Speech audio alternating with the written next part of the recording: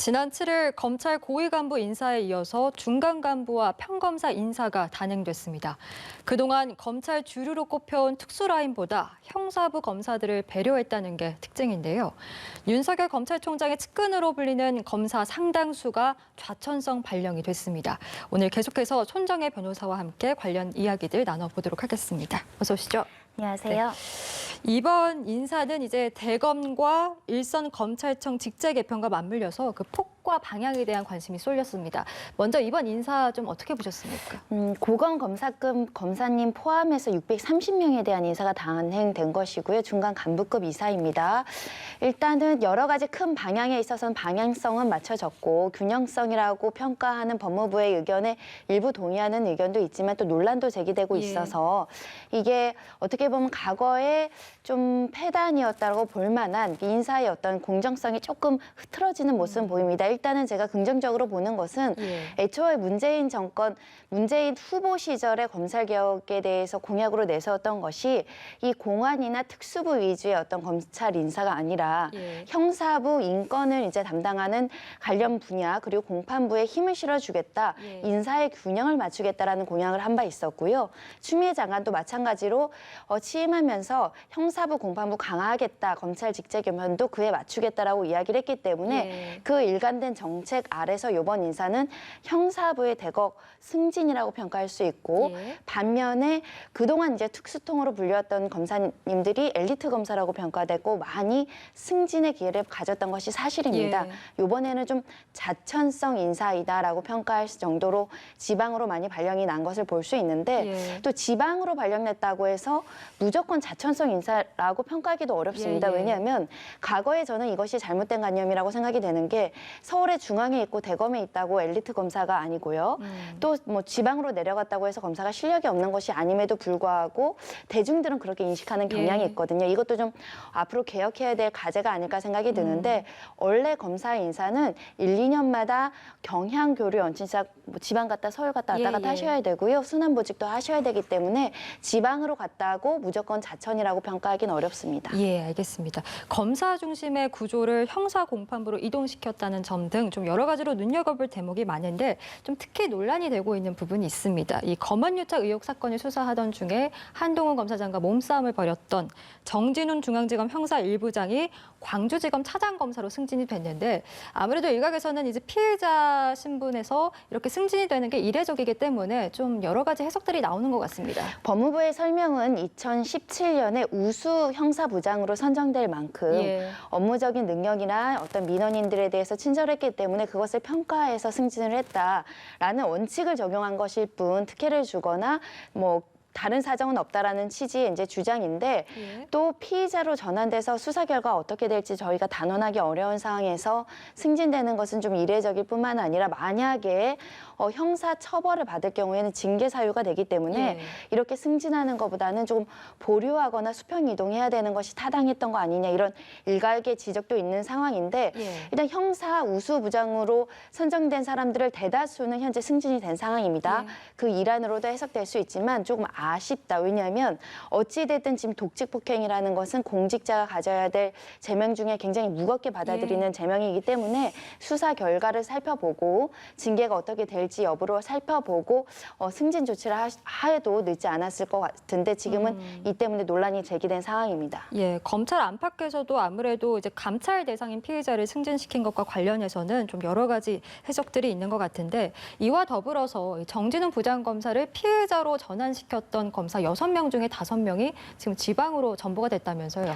감찰 부장님께서도 지방으로 이제 전보된 상황이고요. 그러다 보니까 윤석열 총장 측근들은 모두 다 지금 자천성 인사를 받고 뭐 그 추미애 사단이라고 뭐 외부에서 지적하는 그분들은 다 승진한 거 아니냐, 균형성을 잃었다 이런 주장도 있는 상황인데 국정농단, 사법농단 그리고 현 정권에 대한 뭐 울산지검 사건이라든가요. 여러 가지 사건에 대해서 대거 이제 수사 지휘를 했던 라인은 사실상 윤석열 라인이었습니다. 그리고 사실상 특수통이라고 불리는 검사들이었는데 형사 직분은 올리고 특수통은 내린다고 하지 않았습니까? 그런 원칙에는 맞는 인사이지만 개별을 보면 어찌됐든 정권 임만에 맞는 코드 인사 아니냐 이런 비판이 제기되고 있고 이 예. 비판은 검찰 내부에서도 나오고 있는 상황입니다. 이렇다 보니까 이제 이번 인사가 말씀해주신 것처럼 윤석열 검찰총장의 힘 빼기에 이제 집중이 됐다라는 분석들이 나오고 있는데 특히 그 직제 개편안 보면 범죄정보 수집 분석하는 공공수사정책관 그리고 반부패 권력부 선임연구관 등이 이제 폐지가 되면서 결국 윤석열 검찰총장의 어떤 수사 지휘권이 약해지는 거 아니냐라는 분석도 나오고 있거든요. 이게 윤석열 총장 힘 빼기이다. 윤석열 총장을 사퇴시키기 위해서 이렇게 직제 개편하는 것이다라는 이제 비판도 있었지만 검찰 개혁안 일환으로 이제 검찰의 여러 가지 권한 분산, 특히 총장의 권한 분산 일환으로 나온 것이기 때문에 이 부분을 그렇게 해석하기는 좀 어려운 측면이 있습니다. 항상 검찰 인사를 하면 분란이 생기고요. 특히 승진자가 있으면 자천하시는 분들도 있기 때문에 내부 반발은 늘 있어 왔는데 이번 정권 안에서는 균형성을 굉장히 강조를 했고 균형 인사를 통해서 또 지역별도 안배를 많이 하겠다라고 했는데 논란이 또 다시 제기된 것은 그만큼 또 균형 감각이 있다라고 모든 사람한테 평가받기는 어려워서 조금 어떻게 아쉬운 부분은 분명히 있는 인사다 이렇게 말씀드릴 수 있습니다. 예, 뭐 논란이 계속되자 법무부에서는 일단 검찰총장의 의견 청취 절차를 내실 있게 진행했다라고 밝혔지만 윤 총장은 뭐 인사 명단을 다 보지도 않고 돌려보냈다라는 말이 나올 정도로 좀 불쾌감을 표시했던 것으로 지금 보도가 되고 있는데 이렇게 되면 검찰 내부에서도 좀 반발의 목소리들이 있겠네요. 결과만 보면 당연히 윤 총장의 의견이 반영되지 않았다라고 보일 정도로 윤석열 총장의 측근들이 다수 이제 보직 변경이 있었기 때문에 더군다나 일부에서는 신문 보고 확인하겠다 이렇게 이야기했다라는 것은 사전 조율은 없었고 의견을 받았지만 의견이 반영되지 않았다 이렇게 볼 수밖에 없는 상황인데 법무부의 의지는 굉장히 강력해 보입니다. 검찰총장의 권한이 너무 비대해지면 그 권한 중에는 인사권이라는 게 있는데 인사권과 모두 독점을 하고 모든 의견이 반영된다고 한다면 권력 비대한 문제가 생기기 때문에 인사권을 행사할 수 있는 법무부 장관과 법무부에서 이제 여러 의견을 냈던 것으로 보이는데 그래서 앞으로는 제도 개선이 더 확실하게 이루어져야 되는 것이 검찰 인사위원회라는 독립적인 기구가 있습니다. 하지만 유명무실하고 사실상 권력자인 법무부 장관, 인사권자, 대통령의 의견에 많이 좌지우지되는 것이 과거 정부부터 있었기 때문에 이런 논란이 제기되지 않도록 공개적이고 투명하고 특히 외부 인사들의 의견이 많이 반영되는 인사가 이루어져야 될 필요성이 있지 않을까 합니다. 예, 말씀해 주신 부분들이 좀 반영이 됐으면 좋겠는데 이번 인사가 유독 좀 추미애 장관 그리고 이성윤 지검장의 라인으로 꾸려졌다라는 평가가 나오는 이유 중 하나가 아무래도 이 서울중앙지검의 차장 검사들 인사가 그 배경이 된 것 같습니다. 지금 4명의 차장이 모두 이성윤 지검장의 측근들로 알려지고 있는데 이렇게 되면 이제 검찰 내 이성윤 지검장의 입지가 더 강화될 수밖에 없겠네요. 강화될 수밖에 없는 것이고요. 뭐 추미애 장관의 입이라고 불리는 구자연 대변인 같은 경우는 중앙지검 3차장으로 갔고요. 그리고 서울지검 1에서 4차장이 굉장히 중요한 사건들을 담당하게 될 수밖에 없습니다.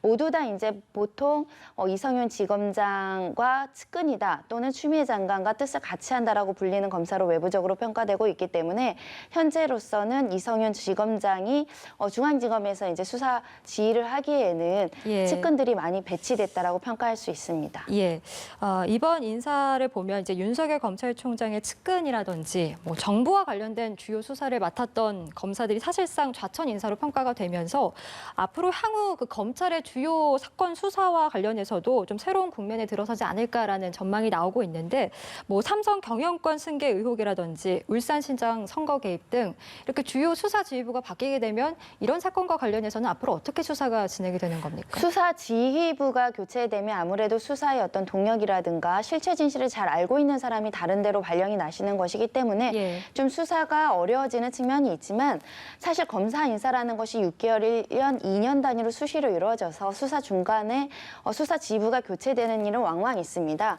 교체 이후에 오시는 분이 이 사건의 실체를 제대로 보고 법리 원칙에 맞게 기소를 하면 특별히 우려될 문제는 없지만 이 울산시장 선거 개입 문제는 굉장히 정권에서도 부담스러울 수 있고 정치적으로 영향력이 굉장히 있을 수 있는 사건이기 때문에 공명정대하게 정치적인 인물이 아닌 그 객관적인 지위에 있는 사람이 이 사건을 담당해야 될 것으로 것으로 보이는 상황이고요. 예. 나아가서는 지금 삼성 경영권 승계 관련해서도 아직 처분이 나지 않고 있죠. 예. 이재용 부회장 사건도 지금 담당 수사지휘부가 교체되고 있어서 누가 올지 어떤 처분을 할지 좀 지켜봐야 되는 상황입니다. 예, 마지막 질문이 될 것 같은데요. 그 윤 총장이 이제 임기가 11개월 정도 남았습니다. 1년이 채 남지 않은 상황에서 지금 이렇게 인사로 인해서 윤 총장의 입지는 좁아질 대로 좁아진 상황인데 뭐 일각에서는 쉽게 물러나지 않을 것이다라는 의견도 있고 좀 어떻게 전망을 하시는지요? 뭐 왼팔 오른팔 다 잘렸다 뭐 이런 평가도 외부에선 하긴 하던데 윤석열 총장은 사법개혁 중에 이제 검찰의 독립성을 굉장히 중시하시는 예. 분이기 때문에 내 임기는 내가 끝까지 지킨다라는 신념을 갖고 있는 것으로 보여서 이런 인사 윤석열 측근들이 자천했다라고 해서 영향을 받을 것으로 보이지 않습니다. 예. 본인 스스로도 과거 정권 때 지방으로 자천됐으나 자리를 지켰고 지금 총장의 자리에서 자신의 일을 묵묵히 하는 것이 자신의 신념이라고 여러 번 밝혔기 때문에 예. 임기 11개월 정도 남았는데 특별한 사유 없으면 즐길 것으로 예상이 되지만 또 어떤 결단을 할지 예. 또 정치권에서 뭐 선거에 나간다 이런 이야기도 나오고 있는 상황이어서 윤석열 본인이 어떤 선택을 할지는 지켜봐야 될 것 같습니다. 알겠습니다. 검찰 중간 간부 인사 단행과 관련해서 오늘 손정혜 변호사와 함께 이야기 나눠봤습니다. 말씀 고맙습니다.